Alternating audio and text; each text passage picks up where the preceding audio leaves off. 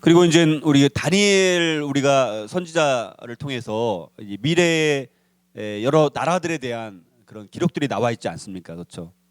이것도 참 이것만 가지고도 참 설명할 게 굉장히 많이 있지만 우리가 여기에 보면 이제 우리 성경에 우리 나오고 있는 우리 신바벨론 바벨론 제국 우리 북 남유다가 멸망당하는 나라가 바벨론 아닙니까? 그래서 바벨론 제국에 대한 메시지가 이 다니엘 2장이라든가 7장 이런 것들을 우리가 살펴보게 되면 우리가 실제 역사상 있었던 사건들과 정말 다 실제 일어났던 일이고 그 당시 하나님께서 다니엘을 통해서 또 이런 환상을 통해서 이제 미리 보게 했죠. 그다음에 바르시아, 페르시아, 그다음에 이제 그리스, 로마 이게 나중에 대심판 하나님 나라까지 우리가 이런 쭉 흐름들을 우리가 말씀을 하는데 역사 속에서 우리가 이제 정금으로 된 이제 머리, 독수리 날개를 가진 뭐 사자 이 모양이 실질적으로 신 바벨론 제국을 우리가 상징하는 것이 실질적으로 역사상 성취되어졌고 은으로 된 가슴과 팔, 새 갈빗대를 문 곰 같은 경우는 이제 페르시아 제국, 바사 제국, 그다음에 노스로 된 배와 넓적다리, 이제 네 날개와 네 머리를 가진 표범 같은 경우는 그리스 헬라 제국에서 성취가 되어졌고 나중에 철로 된 조가리 같은 경우는 로마 제국에서 우리가 성취된 것을 보게 됩니다. 그래서 참 성경에 많은 그런 예언들이 이제 메시아를 향해서 집중된 것도 있고 실제 역사상 이미 성취된 것들을 우리가 이것을 통해서 다 확인할 수가 있다라는 거예요. 그래서 여러분들이 앞으로 이제 요 바벨론, 바사, 그리스, 로마 요 순서에 따라서 진짜 역사 순서도 이렇게 전개되는 것을 우리가 이제 볼 수가 있습니다. 자, 그래서 여기 이제 아까 말씀드렸던 우리 먼저 첫 번째 제국에 해당되는 것이 이제 신바벨론 우리 제국이라고 이제 볼 수가 있고요. 자, 그래서 이제 바벨론 제국이 굉장히 엄청나게 넓은 영토를 이제 차지하게 됩니다. 그래서 우리가 아수르는 서서히 이제 약화되기 시작합니다. 아직 완전히 멸망당한 건 아닌데 아수르는 점점 약화되고 바벨론이 이제 여기서 강대국이 되어지는 조금 있다가는 다시 페르시아가 이제 이 바벨론 이 전 영역을 또 장악하게 되어지는 이 제국의 순서가 계속 우리 바뀌는 것을 흐름에 따라서 여러분들이 살펴보면 좋을 것 같고요.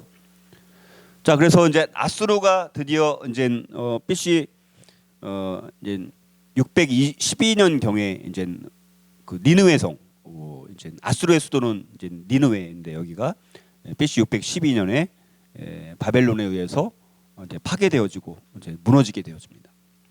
그리고 이제부터는 이제 바벨론 제국 시대라고 도래하는 것을 볼 수가 있고요.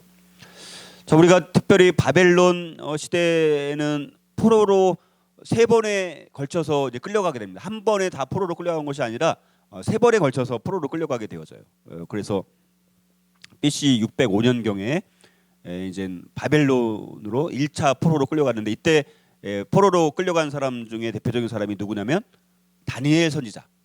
다니엘 선지자가 이때 포로로 끌려갑니다. 그 다니엘은 굉장히 오래 살아요.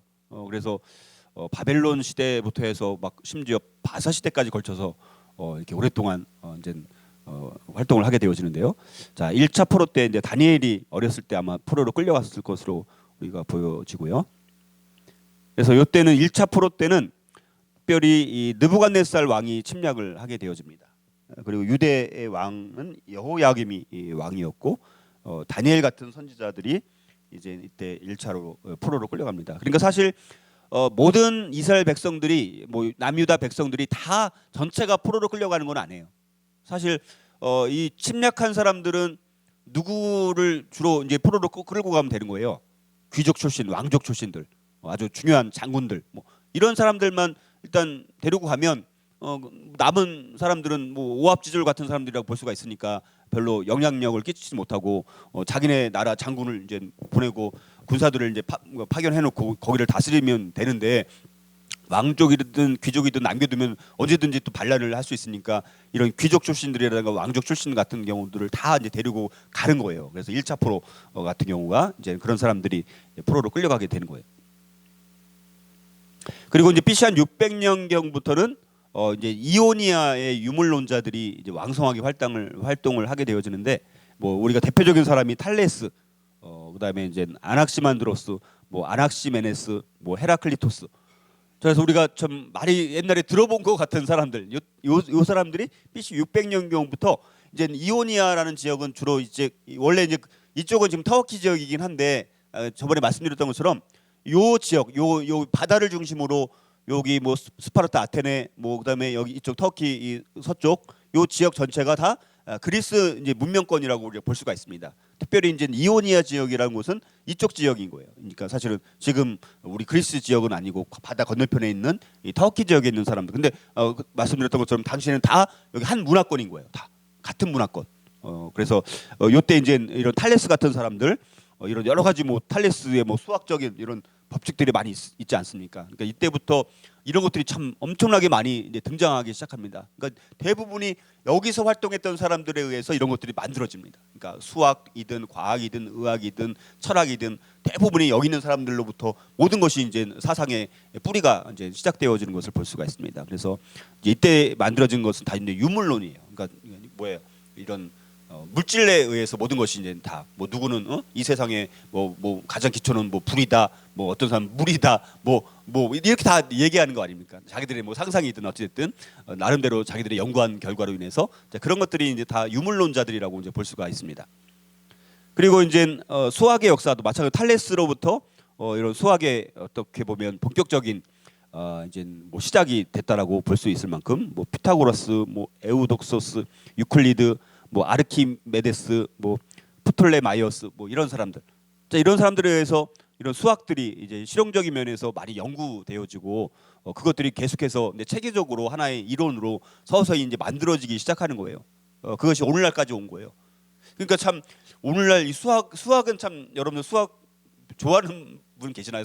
수학은 별로 좋아하는 분이 안 계신 것 같아요. 수학 참 얼마나 많은 그런 이론들이 많이 있지 않습니까? 참 그것들을 과거에 이런 사람이 만들어낸 것을 다 종합해 가지고 그걸 우리가 다 배우려고 하다 보니까 얼마나 그거 어려워요. 그 당시에 천재들이 다 발견한 이론들인데 그걸 우리가 다 지금 하나도 아니고 그 당시에는 하나만 발견해도 대단한 건데 그 발견한 것들 지금 우리가 다 공부하려고 하니까 우리가 참 학생들이 고생을 하는 것이죠. 그래서 어떤 건 전혀 필요 없는 것들까지도 공부해야 되는 상황인데, 자 어쨌든 이때부터 수학이 본격적으로 우리가 시작이 되었다라고 볼 수가 있고요.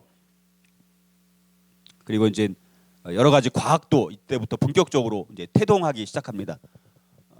그래서 뭐 아무튼 과학도 이제 본격적인 과학. 그러니까 그 전에도 과학이 물론 있었지만 BC 한 600년 경부터는 이런 수학의 발전과 더불어서 과학이 이제 하나의 이제 뭐라고 해야 될까, 체계적으로 하나의 이론으로 만들어지기 시작하면서 이것들이 이제 실용적인 측면에서 점점 이제 도입되고 활용되어지는 시기가 이때부터 우리가 이제 본격적으로 시작되면서 BC 600년 경 전후로 인해서 이제 정말 이 세상이 많이 바뀌기 시작하게 되어집니다. 그러니까 뭐라고 해야 될까, 하나의 르네상스 시대. 근데 고대의 르네상스 시대에 해당되는 것이 BC 한 600년경 전후부터 고대 르네상스 시대라고 할 만큼 이 당시에 많은 이런 수학자, 과학자, 철학자들이 이제 등장하기 시작합니다.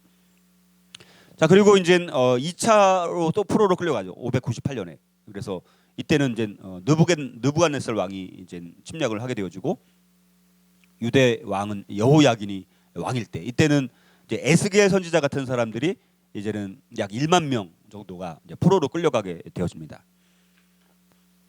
아직은 이제 완전히 멸망당한 건 아니죠.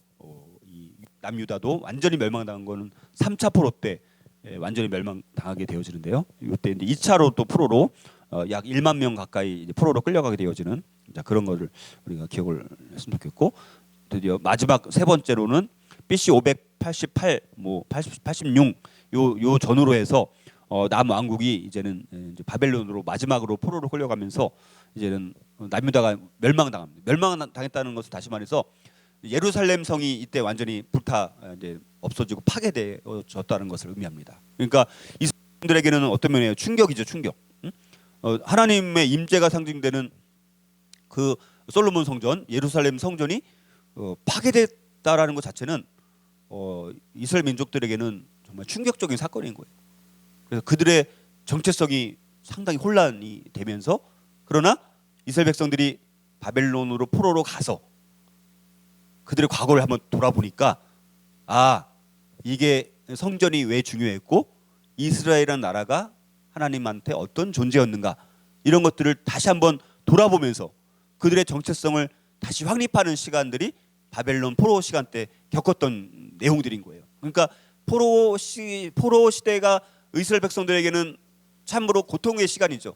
고난의 시기고 가장 힘든 시기지만 그러나 그들의 정체성이 어떤 면에서 제일 분명하게 확립되고 인식했던 시기가 바로 그 시대라고 볼 수가 있습니다. 그러면서 그때 이제 뭐가 발달하기 시작하냐면 회당 문화, 회당이 만들어지기 시작합니다. 회당이 만들어지기 시작하면서 이제는 이제 그들이 회당을 중심으로 디아스포라 흩어진 유대 민족들은 회당을 중심으로 그들의 정체성을 거기 회당을 중심으로 모이면서 그들의 정체성 확립해 나가면서 지금까지 오게 된 거예요. 그러니까 굉장한 대단한 민족이긴 한 거예요. 그렇죠? 나라가 멸망당했는데도 불구하고 참 그들의 정체성을 그렇게 오랫동안 유지해 오기까지는 참 이런 많은 일들이 있었다는 것을 우리가 기억을 했으면 좋겠고, 참 나라들이 왜 강대하고 번성하는가, 왜 그들은 힘을 잃게 되는가. 여러분들 영원히 멸망하지 않는 나라는 없습니다. 그렇죠? 뭐 아까 말씀드렸던 아수르라는 나라도 강대했던 나라가 멸망당하게 되어졌고요. 바벨론도 얼마 못 가서 이제는 멸망당하게 되어지고, 다시 바사가 등장하지만 바사도 또 멸망당하게 되어지고, 다시 그리스 헬라가 이제는 이제 강성하지만 그리스 헬라 지역도 나중에 다 멸망당해지고, 그다음에 로마 제국이 등장하고, 그것이 오늘날까지 계속 오고, 오늘날은 이제 미국이란 나라가 이제 그런 로마 제국과 같은 그런 제국의 역사를 갖지만 이런 것들이 결국에는 다 영원히 지속되는 것은 아니다. 그래서 결국은 우리가 영적으로 보게 되면 결국은 그들이 종말을 향해서 나라들은 다 멸망할 수밖에 없다라는 것을 우리가 세상의 역사를 통해서 분명히 알 수가 있고, 우리가 이런 부분들을 우리가 잘 기억했으면 좋겠고요.